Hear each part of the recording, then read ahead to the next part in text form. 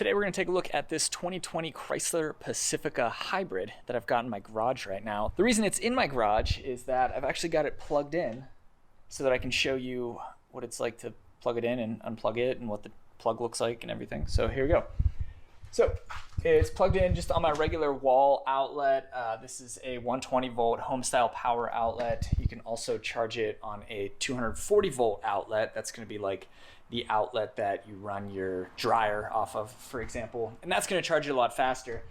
Given that this is just a plug-in hybrid and it's not a full electric vehicle, the battery isn't that big, so it doesn't take that long to charge. I think it was like 12 hours to charge it up fully, which for my purposes really wasn't so bad.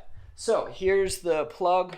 It's on the driver's side front fender. You pull it out and you can see there's some lights on the dashboard. I'll plug it back in. Maybe. There we go.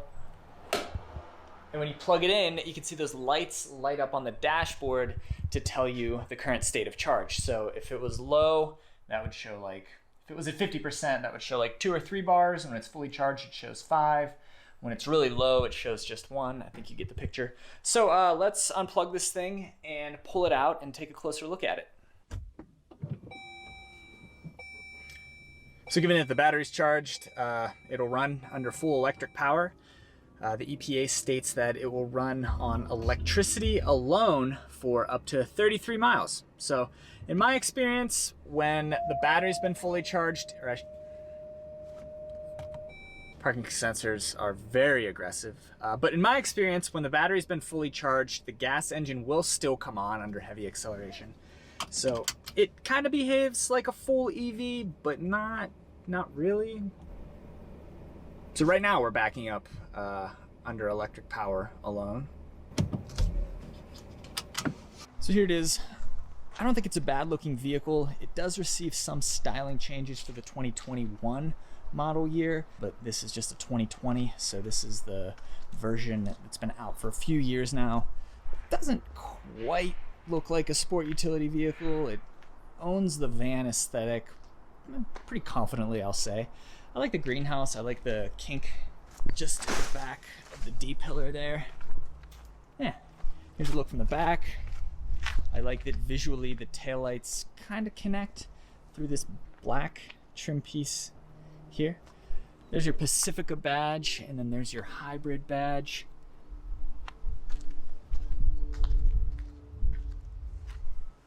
Decent looking vehicle, and I think that's about all we can ask for from a minivan. Speaking of minivans, your options in this segment have shrunk over the years as people have flocked more toward 3-row SUVs instead of traditionally styled minivans.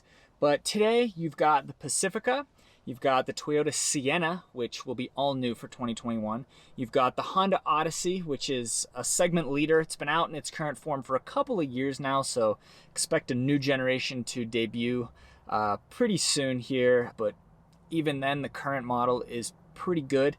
And then the Kia Sedona, which had kind of been forgotten about for a while now, but Kia has recently announced an all-new Sedona, which, given Kia's track record in recent years, should also be really, really good. So the Pacifica is about to get some more competition coming up here, but for now, this 2020 model is available. Both powertrains use the 3.6 liter Pentastar V6 as their base, but this plug-in hybrid model adds obviously a hybrid component with a battery that resides under the load floor here. So this one, as equipped, is just over $50,000. It's a fully loaded limited model, but the thing to note is that this plug-in hybrid model is eligible for a $7,500 federal tax credit. And take a guess as to what the price premium is for the hybrid. Just under $7,500. So basically, when you do the math there, you can drive one of these for pretty much the same exact price as a regular 3.6 liter gas model.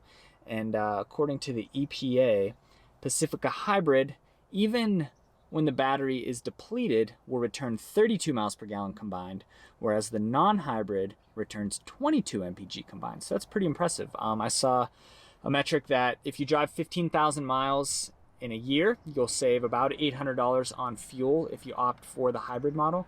And given that with that federal tax credit, you're not really gonna pay a price premium for the hybrid, it's pretty much a no-brainer. I would probably get the hybrid every time. One drawback to the hybrid is there is a Pacifica all-wheel drive. It debuted for the 2020 model year. I think it'll be limited production for 2020.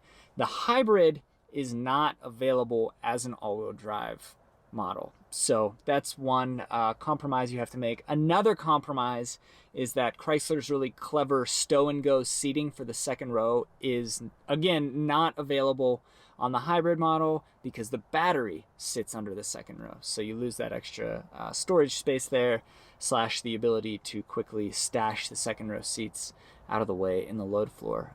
So I guess those are two reasons to maybe go for the non-hybrid, but still I think I'd probably choose the hybrid. And here's a look at the interior.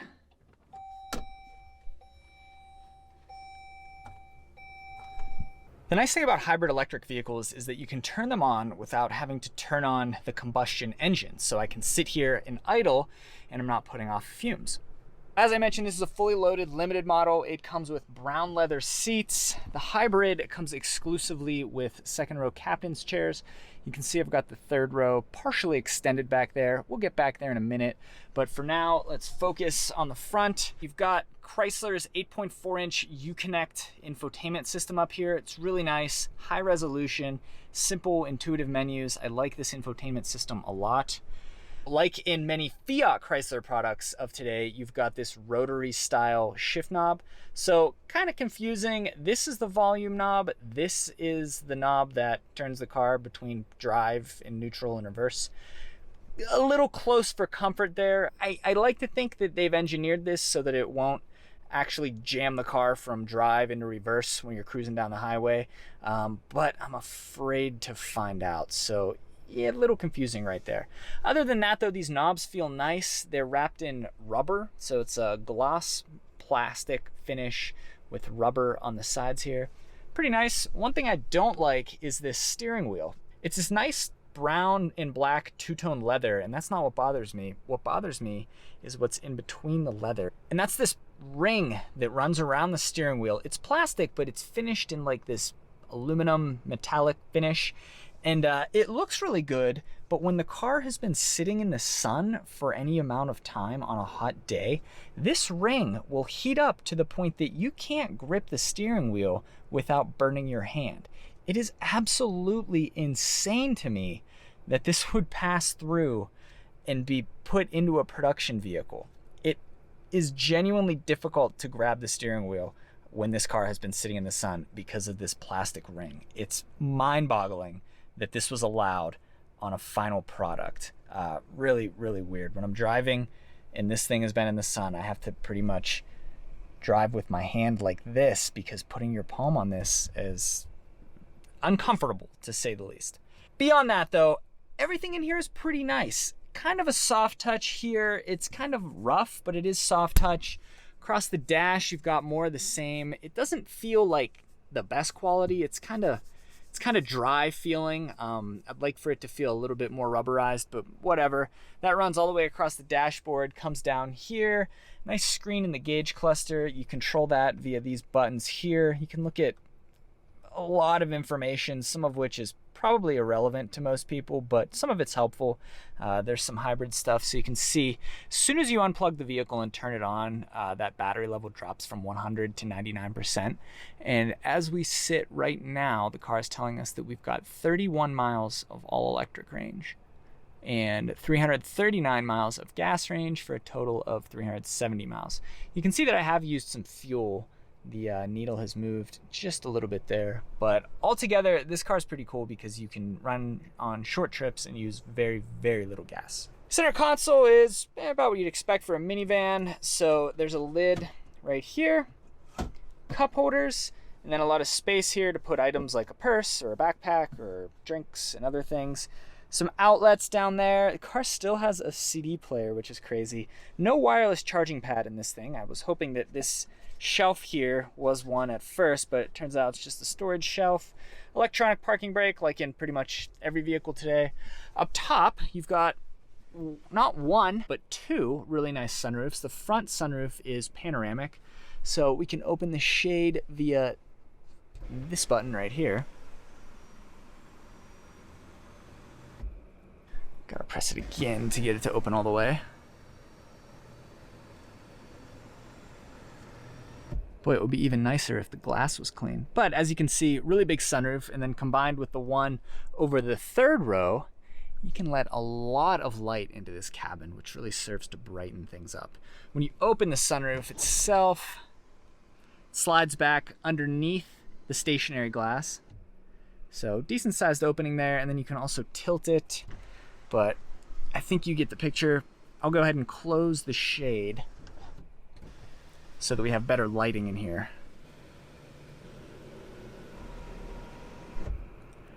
And that about wraps up the front row. Let's climb into the second row, and I'm actually gonna go through the cabin.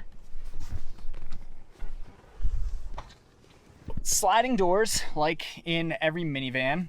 And what's actually interesting about these, you can open and close them via the key fob here. So that's a nice feature. You can just open the doors remotely. They're also power operated. Push this button here. They open pretty quickly. The car has to be in park for them to close again or open.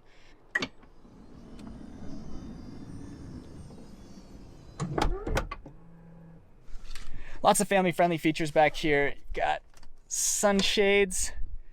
You get the picture. Screens in the second row with actual games on them, so we can play Are We There Yet? This is linked with the navigation system and will tell you, or tell the kids, how close you are to your destination so that they don't have to keep asking. You've also got checkers, hanging fruit, the license plate game.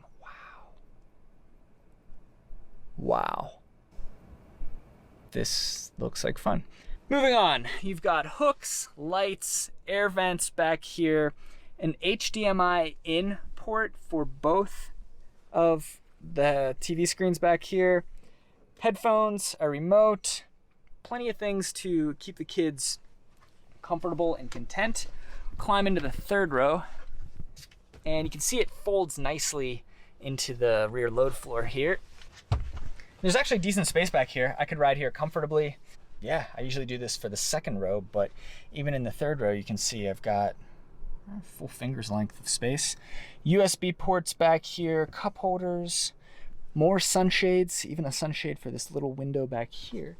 And then as I mentioned, there's a sunroof back here as well. So it doesn't move, but opens and closes. You can black things completely out if you want. You can open it up to let light in, your choice. And we'll climb out through here to take a look at the cargo area. So you'll notice I just yanked on the handle and the doors open themselves.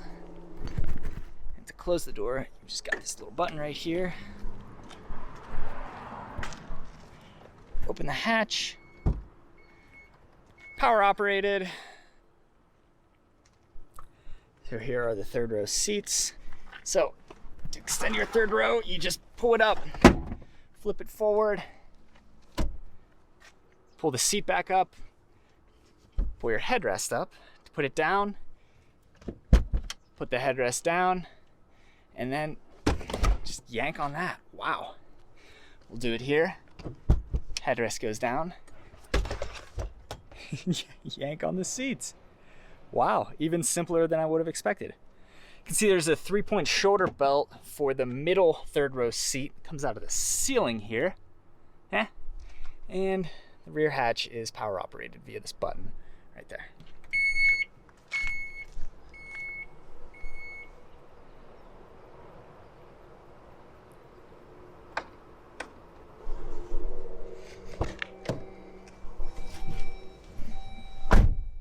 Okay, let's take this thing for a quick spin around the block.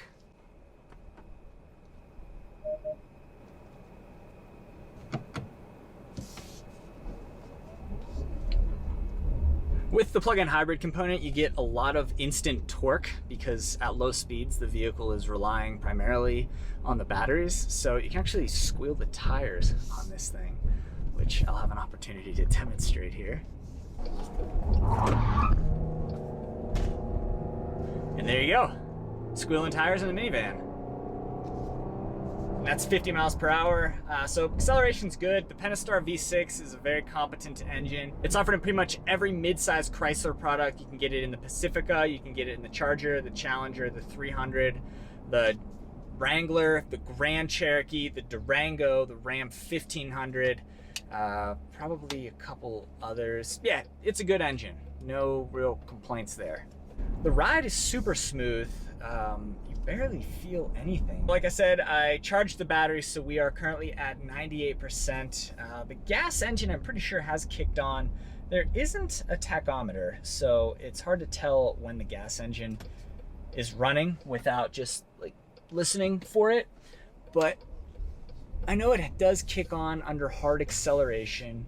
Right now, we're kind of just driving through my neighborhood at speeds of 10 to 25 miles per hour. And right now, all we're using is the battery. Speed bump.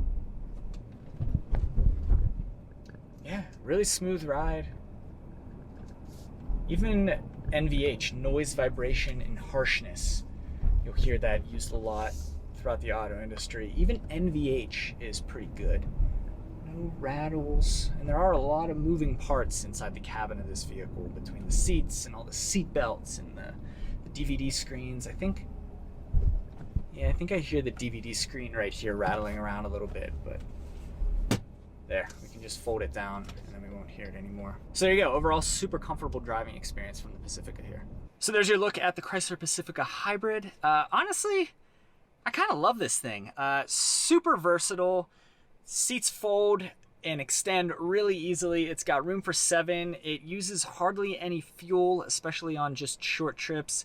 Killer infotainment system, good safety features, smart, intuitive technology. It's comfortable, it's nice. I really like this van. I'm also driving a Nissan Titan right now, and I've wanted to take the van most places this week because it's just super comfortable. One more thing I wanted to show is these keys. So when they dropped it off, they gave me 2 keys, and I was kind of a little surprised. I was like, are you sure you want to put all your eggs in one basket with the keys? And they said, yeah. And then I realized that it's because here you've got the regular key, and then on this key, you can see it says Key Sense right there. This is like the kid's key. So if you've got a teen driver who maybe you don't trust all the way, this key can be programmed to limit the radio volume to a certain level, to limit the speed to, in this case, it's limiting it to just 80 miles per hour, and to even refuse to turn the radio on until your seatbelt is buckled. So kind of smart there. Nice feature for parents with young drivers. And another way this thing is pretty much the ultimate family vehicle. So minivan segment is a lot smaller than it used to be. There's really only 4 competitors in it today. And while the Pacifica has been out for a couple years now, it's still pretty competitive. And I would definitely go for the hybrid model if I were in the market for one of these, because you get that $7,500 tax credit, which makes it cost pretty much exactly the same as a non-hybrid model. But like I said, with the hybrid, you'll save probably $600 to $800 in fuel every year, and it drives pretty nice. So that's my take on the Pacifica Hybrid. Quietly one of my favorite vehicles I've driven this year. Thanks for watching.